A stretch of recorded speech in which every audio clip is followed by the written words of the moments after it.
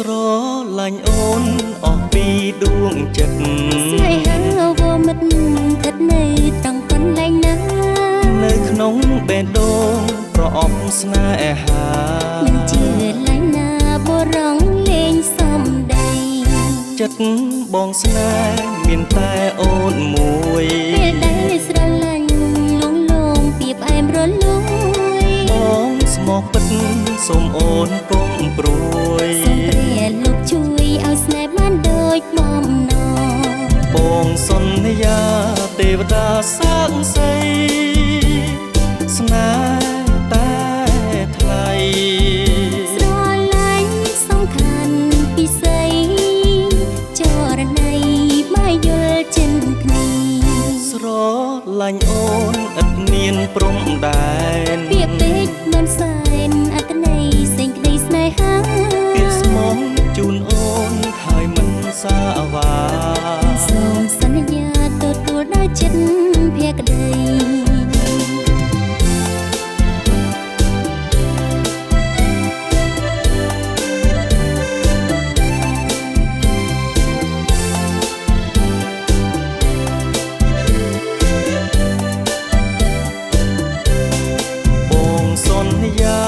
ទេវតាសាងសី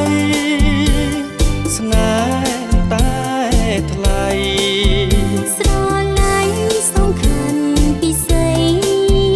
ចរណៃមកយល់ចិនគ្នាស្រឡាញ់អូនឥតមានព្រំដែនពាក្យពេចន៍មិនសែនអត្ថន័យសេចក្តីស្នេហាពាក្យស្មោះជូនអូនហើយមិនសាវាអូនសូមសន្យាទទួលដោយចិត្តភក្តី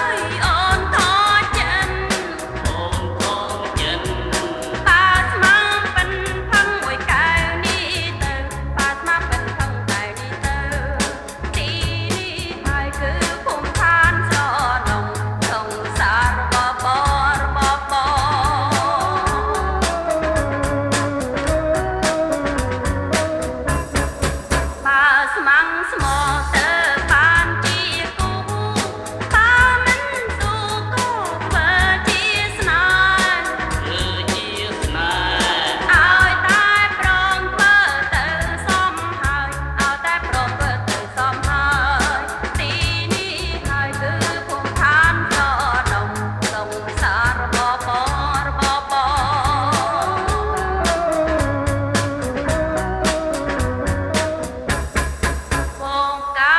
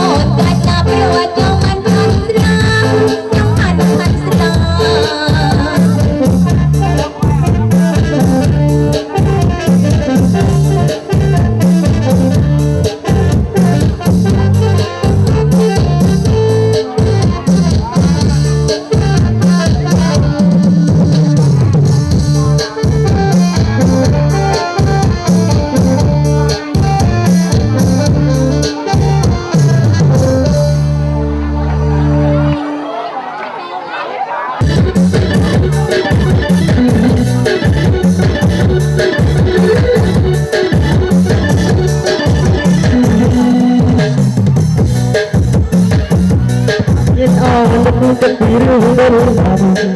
មិនប្រយ័ត្នទៅបនទៅការតែងទៅបាត់បាយចោលក្រៅមិនបាត់ទៅវិញតែចាំមិនđiអស់មិនអស់មិនថាថ្លៃឡើងចេះទៅដីទៅលោកទៅលោកបាត់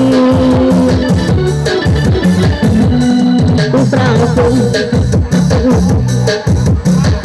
តាមវិញបងគេស្រែកតបមកអំបងលួចទេបងសុំតែសុំទៅផងទៅគ្នាច្រឡំគ្នា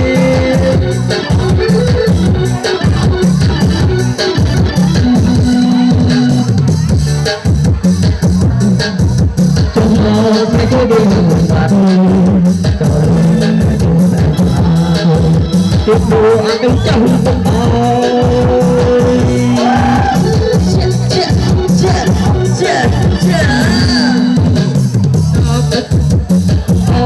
ถึงไม่มาเพราะพ่อมันตัดมาจนตายมันตัดมาจนใส่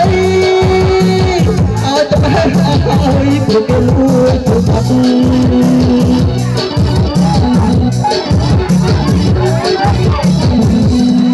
ตาบนตามรักใครบุญคุณต่างบุญเราจงเป็นร่างบ้างใครเจอเจอนั่นเองเจอเป็นใครเราเจอสุขเจอเป็นก็จะต้องทำบางวันแต่ตาเป็นต้องตะโกนตลังเที่ยวตลังเที่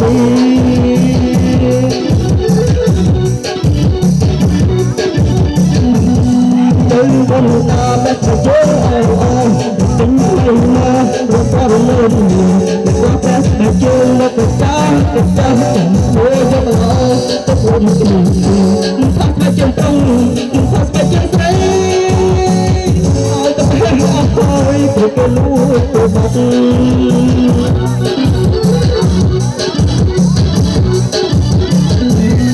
ทั้งตาเชิงตามรถไปเชิงแต่เชิงแล้วเชิงตัวเดินใครเราเชิงไปเชิงเป็นของจะจะตอบเราทำบางวันแต่เดิ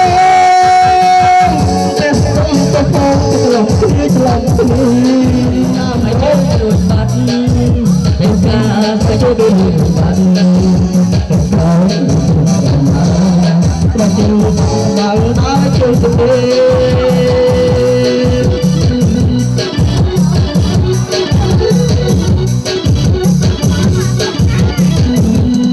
ินตราบจนตามร้องไห้จนเราจนคือของเราตามไป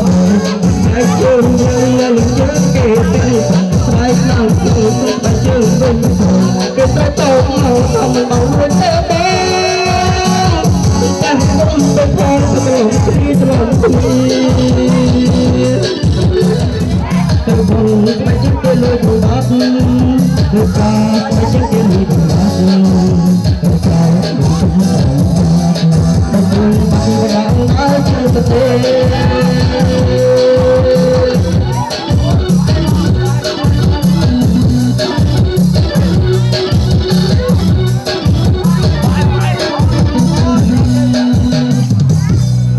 bà hay rau thưa nhá bà chương mang chuyện hộ thôi thôi nơi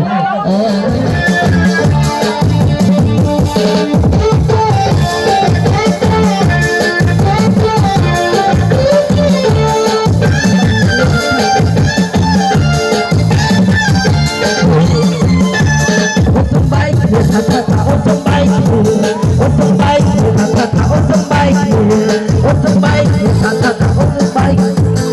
cho kênh Ghiền Mì Gõ để không bỏ lỡ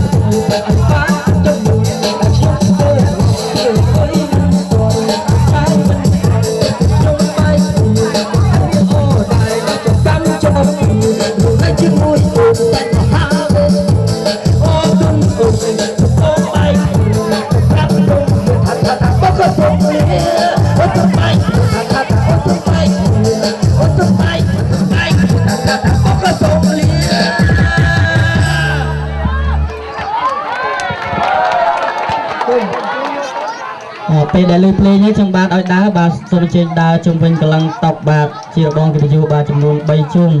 ថតអីទាំងអស់បាទជាផ្សេងក៏ដូចជាភ្ញៀវកិត្តិយសបាទជួយជាធ្វើជារបងកិត្តិយសបាទហើយសូមនៅស្នូទេដៃផងដែរពេលបាទសូមជួយដើរបាទលើកដៃរៀបបងលើកដៃរៀបបាទហើយខ្ញុំបាទសូមជូនពរដល់គូស្វាមីភរិយាថ្មីដែលបានរៀបចំបាទរៀបបាទជួយជាគូអនាគតបាទសូមឲ្យជួបតែសុខសុខពរតា4 5ប្រការគឺអាយុវណ្ណៈសុខៈពលៈបដិញ្ញាកបីគ្នាផងដែរបាទដែលចាំមកពី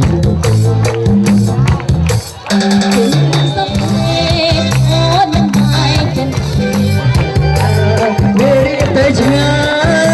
យរូបអូនសោពីមិនដឹងថាកងកាបងអើយអងស្ដាប់ហើយព្រោះអូនបងជប់ត្រឹមដល់បានហើយបាទលេខរីអើយគូក្រាប់ពីចង់ថែមអីក៏ថែមសបើមេះលោកដាក់ភ្លេងបត់មង្គលយើងបាទចាំតិចទៀតបាទហើយឥឡូវបាទបងកាមេរ៉ាត្រៀមថតទៅហើយបងហើយខ្ញុំនឹងសួរសំណួរបាទកាត់ខ្លីឯងបាទហើយចឹងខ្ញុំបាទសូមសួរបាទហើយសូមសួរទៅដល់បាទខាងកូនកន្លោះមុនណាបាទធ្វើតេស្ត4-10នាទីសិនបាទហើយខ្ញុំបាទក៏សូមសួរថាពេលដែលកូនកន្លោះបាទចាប់ផ្ដើមលួចស្រឡាញ់កូនកំមុំលើកដំបូងណាពេលហ្នឹងឃើញកូនកំមុំកំប៉ុងធ្វើអីឬមួយក៏លេងលោតអន្ទាក់ឬមួយក៏លេងផ្ទាត់កស៊ូកងខ្ញុំឆ្លើយតិចមកមិនឆ្លើយឲ្យពិតណាអត់មានលាក់បាំងអីទេពេលហ្នឹងឃើញកំប៉ុងតាផ្ទាត់កស៊ូក៏អី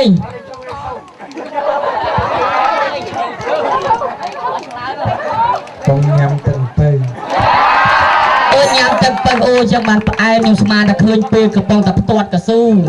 បាទហើយអរគុណណាស់បាទហើយថ្ងៃនេះដូចថាមានចិត្តដូចថាអំភើបអត់បាទអំភើបាទសូមសម្លេងឆ្លើយតែដៃមួយមកទៅលើកូនកំឡោះឃើញនៅពេលណាសង្ស័យពេលឃើញដែរកូនកំឡោះកំប៉ុងតាលេងទុំវងឲ្យដឹងអត់ងុយទឹកកំប៉ុងអីគេ